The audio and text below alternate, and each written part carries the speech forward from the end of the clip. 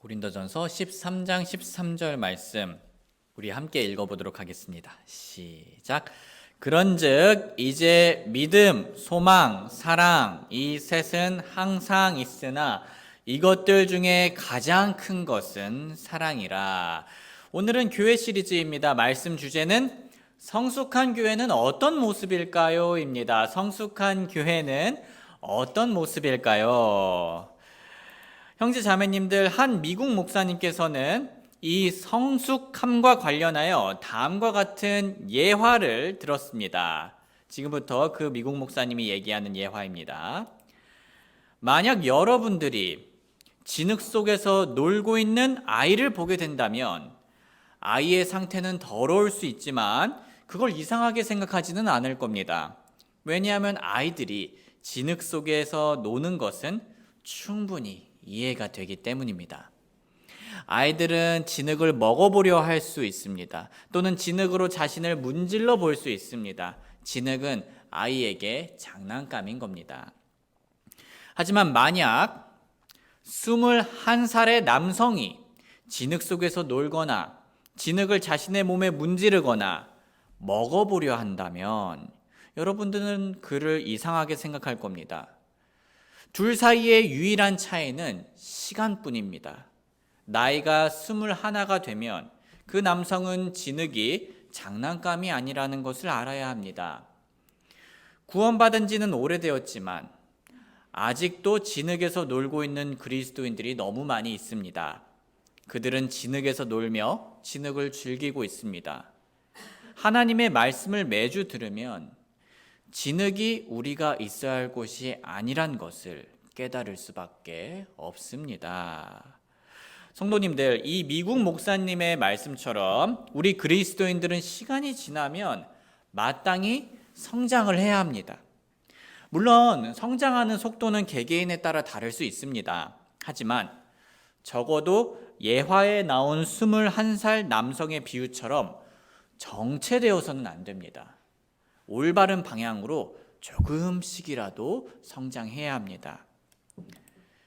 여기 제 아들, 둘째 아들 사진이 있는데요. 제 둘째 아들은 이제 막 생후 1개월 정도가 지났습니다. 태어났을 때는 2.9kg였는데 지난주에 소아과에서 확인해 보니 벌써 3.9kg로 몸무게가 확 뛰었습니다. 포동포동해지고 있어요. 종건이가 지금은 이렇게 계속 누워 있지만 제 아들은 앞으로 목도 가누게 되고 뒤집기도 하고 기기도 하고 서기도 하고 걷고 뛰기도 할 겁니다. 우리의 영적 상태도 성장도 마찬가지입니다. 우리는 구원받은 후에 영적으로 계속 신생아 상태로 있으면 안 됩니다. 앞으로 우리의 영적 상태는 계속 누워서 맘마만 먹는 신생아가 아니라 목도 가누고 뒤집기도 하고 기기도 하고 서기도 하고 걷고 뛰기도 할 수 있어야 합니다. 그렇지 않습니까? 우리 그리스도인들은 직장 생활, 학교 생활, 그리고 가정 생활에서 시간이 지날수록 예수님을 닮아가며 부지런히 성장해야 합니다. 당연히 그리스도인들의 모임인 교회도 마찬가지입니다. 성경에서는 교회를 한 몸이라고 표현합니다. 한 몸인 교회도 시간이 지남에 따라 성장하며 마땅히 올바른 방향으로 성숙해져야 합니다. 그런데 교회들 중에서 성장하지 못하는 교회들이 생기곤 합니다. 사도 바울은 시간이 지났음에도 불구하고 마땅히 성장하지 못했던 고린도 교회에게 다음과 같이 얘기한 적이 있습니다.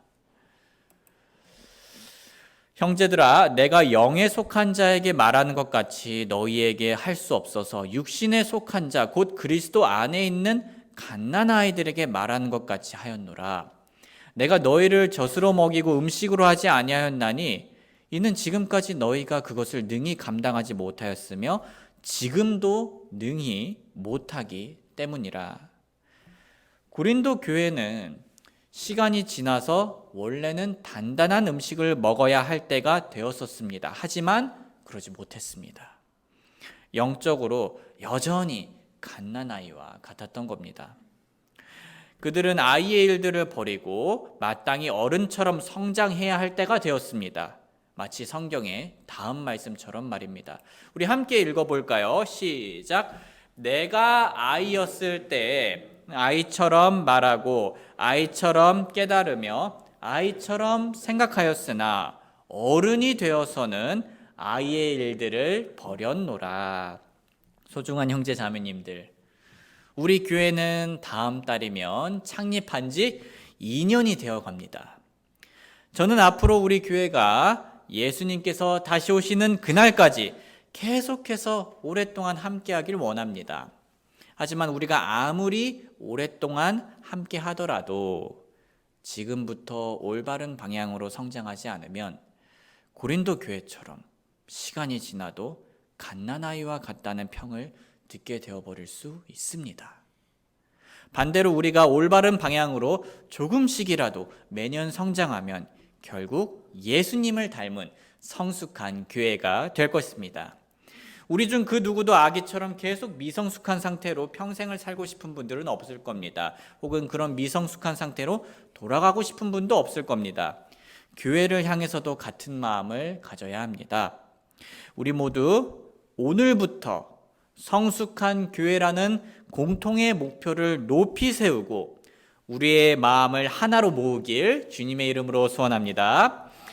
그런데 형제 자매님들, 이 성숙한 교회의 기준은 무엇일까요?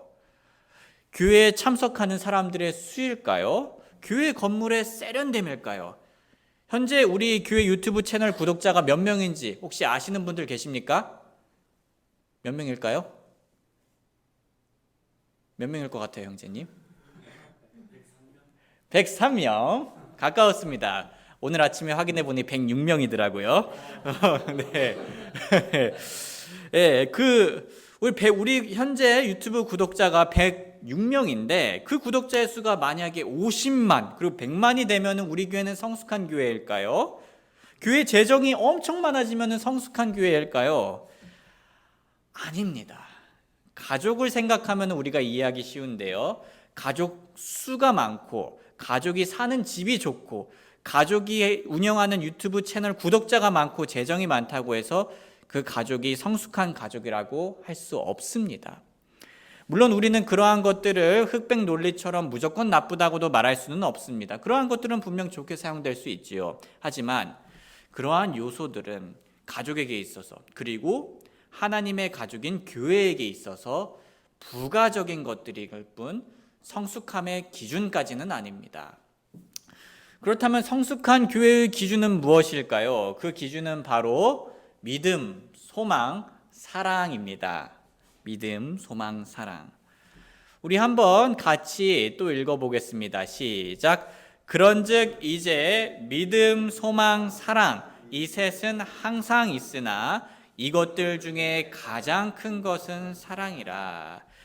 여기 고린도전서 13장뿐만 아니라 우리는 바울이 그 당시 교회들에게 썼던 편지들을 볼 때 초반에 각 교회들의 믿음과 사랑과 소망을 자주 언급했다는 것을 알 수 있습니다. 조금 많지만 성경이 강조하는 것을 우리가 이해하기 위해 한번 제가 쭉 그와 관련된 구절들을 읽어보겠습니다. 제가 읽는 동안 우리 형제 자매님들께서는 얼마나 자주 성경이 교회에게 믿음과 소망과 사랑을 강조하는지 살펴보시며 눈으로 따라와 주시길 바랍니다. 지금부터 제가 읽겠습니다.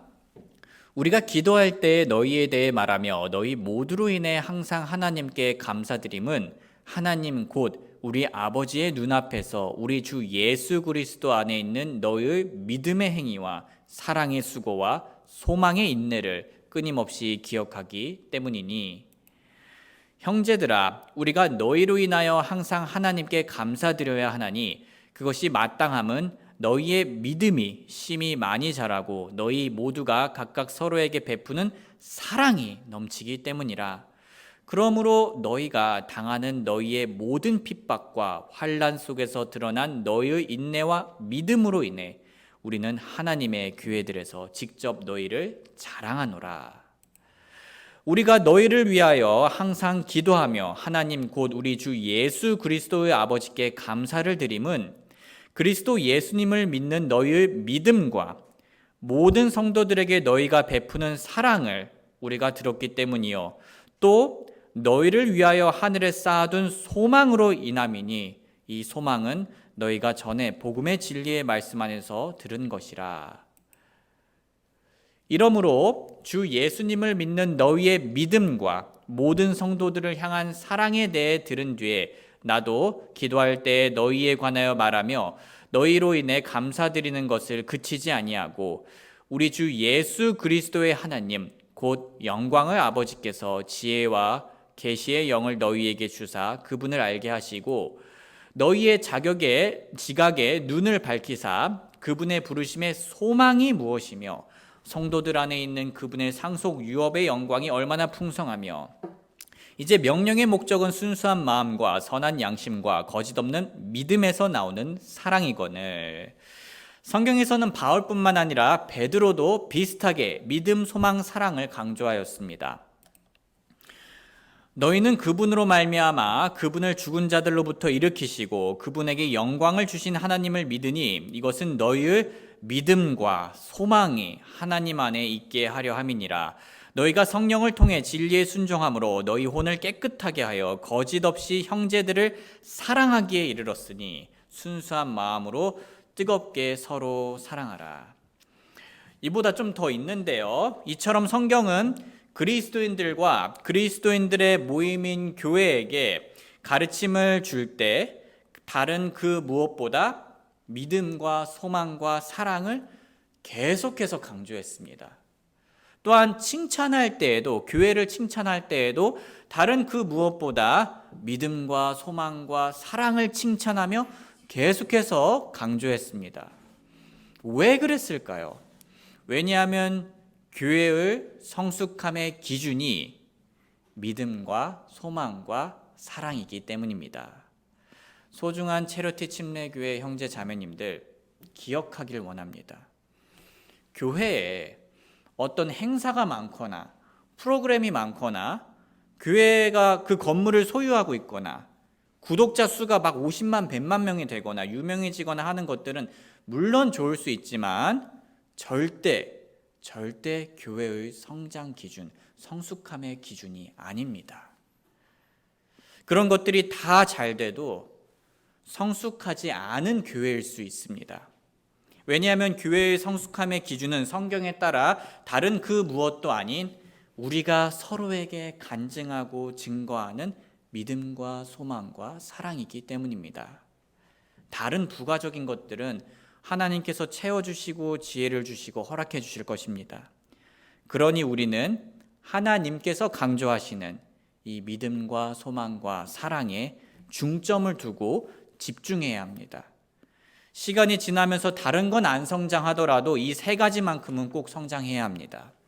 우리 모두 우리의 믿음, 소망, 사랑을 성장시키고 서로의 믿음, 소망, 사랑이 성장하길 기도하며 함께 한 마음으로 성숙해지길 주님의 이름으로 소원합니다. 아멘. 형제자매님들, 우리는 지금까지 아기가 시간이 지나면 어른이 되는 것처럼 교회도 시간이 지나면 마땅히 성숙해져야 된다는 것에 대해 배웠습니다. 그리고 그 성장의 기준은 믿음과 소망과 사랑이었습니다. 오늘은 이 세 가지 기준 중 믿음에 대해 간단히 얘기해 보겠습니다. 교회는 시간이 지날수록 하나님에 대한 믿음을 성장시켜야 합니다. 다른 그 누구의 믿음이 아니라 하나님에 대한 믿음을 성장시켜야 합니다. 그리스도인의 생활에서 이 믿음은 아무리 강조해도 지나치지 않는데요. 왜냐하면 우리가 인생에서 자주 경험하게 되는 어려움, 시련, 그리고 시험들은 오직 믿음으로 승리할 수 있기 때문입니다. 우리 한번 같이 읽어보겠습니다. 시작. 무엇이든 하나님에게서 난 것은 세상을 이기느니라. 세상을 이기는 승리는 이것이니 곧 우리의 믿음이니라. 그런데 하지만 안타깝게도 이 중요한 믿음은 시간이 지날수록 희미해질 수 있는 위험이 있습니다. 다들 그런 것들을 경험적으로 느껴보신 적이 있으실 겁니다. 아시다시피 많은 그리스도인들이 하나님을 초반에 믿기 시작했을 때는 하나님을 강하게 믿는 경향이 있습니다. 은혜로 자신을 구원해 준 하나님을 향해 뜨거운 마음을 가지고 모든 것을 믿음으로 해내려는 겁니다. 그러나 시간이 지나면서 하나님을 향한 믿음으로 뜨겁게 달구어졌던 그 마음이 식어갑니다. 한 미국 목사님은 자신의 책에서 다음과 같은 말씀을 하셨습니다. 우리 마음은 매우 추운 날 양동이에 담긴 물과 같다. 얼음이 생길 때 꾸준히 저어주지 않으면 꽁꽁 얼어붙을 것이다. 우리의 마음이 하나님에 대한 믿음을 잃고 얼어붙은 채로 인생의 시련과 부딪히게 되면 그대로 산산조각 나버릴 수 있습니다. 또한 우리 교회가 믿음이 약해진 채로 시련을 맞이하게 되면 다음과 같은 실수를 저지르기 쉽습니다. 우리는 우리의 곤란을 하나님이 우리를 떠나셨다는 증거로 보는 경향이 있고, 하나님이 약속하신 대로 어떻게 그 곤란들 안에서 그리고 그 곤란들을 통해서 우리에게 유익하도록 역사하실 것인지 여쭤보지 않는다. 다시 말해, 우리가 하나님에 대한 믿음이 약해진 채로 시련을 맞이하면 우리는 우리의 시련을 하나님이 떠나셨다는 증거로 보게 됩니다. 또한 우리가 믿음이 약해지면 그분께서 분명 선으로 이끌어 주신다는 그 약속을 잊어버려서 어떻게 그 시련들이 선으로 향할지에 대해 관심을 가지지 않게 됩니다. 그저 절망과 실망의 구렁텅이 속에 있게 되어버리는 겁니다. 하지만 반대로 믿음이 성장한 채로 시련을 맞이하면 우리는 폭풍 중에서도 하나님께서 함께 하신다는 확신으로 마음의 평안을 누리게 됩니다. 또한 이 모든 시련에도 불구하고 하나님께서 선으로 이끌어 주실 것이란 확신을 가지면 이 시련이 우리에게 어떤 가치가 있을지에 대해 관심을 가지고 깨닫게 됩니다. 이런 믿음을 가진 그리스도인들이 모인 곳이 바로 성숙한 교회인 것입니다. 그렇다면 여기서 우리는 질문할 수 있습니다. 이렇게 성숙한 교회가 되기 위해 우리는 우리의 믿음을 구체적으로 어떻게 성장시킬 수 있을까요? 우리가 근육을 키우려면 헬스장에서 고중량을 하면 되는데 우리의 믿음의 근육을 키우기 위해서는 구체적으로 어떻게 해야 할까요? 다들 궁금하시죠? 네. 감사합니다. 우리의 믿음을 키울 수 있는 좋은 방법을 제가 설명드리기 위해 한 가지 예시를 들겠습니다. 한 미국 목사님은 다음과 같은 얘기를 해주었습니다. 한 사업가가 회의를 위해 작은 마을로 떠나야 했습니다. 그의 아내도 이번 여행에 함께 초대받았습니다. 그래서 이 여행으로 인해 아내는 매우 신나했습니다. 하지만 그녀는 사진에서 보이는 것처럼 작은 비행기를 타고 목적지까지 가야 한다는 것을 알고는 정색했습니다. 여보, 저는 안 가기로 결정했어요. 남편은 말했습니다. 왜요? 아내는 말했습니다. 저는 저렇게 작은 비행기에 타지 않을 거예요. 남편은 미소를 짓고 깨달은 듯이 말했습니다. 여보, 당신 믿음이 너무 작네요. 아내는 농담처럼 대답했습니다. 아니요, 비행기가 너무 작아요. 그 사업가는 아내와 함께 가길 정말 원했기 때문에 작은 비행기를 취소하고 주요 항공사로 여행을 예약했습니다. 아내는 남편과 함께 갔습니다. 그녀가 말하기를 비행기의 크기가 커져서 믿음도 커졌다고 했습니다. 그녀가 믿는 대상이 그녀의 믿음의 크기를 결정했던 겁니다. 다시 한번 얘기하겠습니다. 그녀가 믿는 대상이 그녀의 믿음의 크기를 결정했던 겁니다. 형제 자매님들, 저는 이 아내의 반응에 솔직히 공감이 갔습니다. 저는 작은 비행기와 큰 비행기를 둘 다 타보았는데요. 확실히 이 큰 비행기가 안정감이 더 있습니다. 작은 비행기는 뭐랄까 좀 더 잘 흔들려요. 그리고 이륙과 착륙할 때 좀 더 그게 잘 느껴집니다.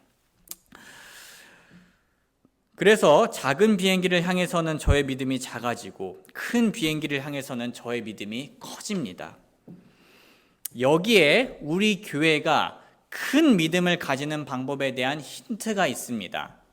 그것은 바로 우리가 하나님께서 얼마나 큰 분인지에 대해 깨닫게 될수록 우리의 믿음이 커지게 된다는 겁니다. 많은 사람들이 하나님에 대해 생각할 때 은연중에 자신들의 상상으로 만든 작은 하나님에 대해 생각을 합니다. 다시 말해 하나님을 생각할 때 나의 편견을 가지고 나의 작은 상자 안에 가두는 겁니다. 하지만 성경에 나오시는 하나님께서는 우리의 편견과 우리가 만든 작은 상자 안에 있으실 만큼 작은 분이 절대 아니십니다. 하나님께서는 우리가 알면 알수록 크고 웅장한 분이십니다. 우리는 절대 하나님을 과대평가할 수가 없습니다. 왜냐하면 하나님은 항상 우리의 기대 이상으로 크신 분이시기 때문입니다. 사업가의 아내는 작은 비행기를 보았을 때는 믿음이 작아졌었지만 큰 주요 항공 비행기를 보았을 때는 믿음이 커졌습니다.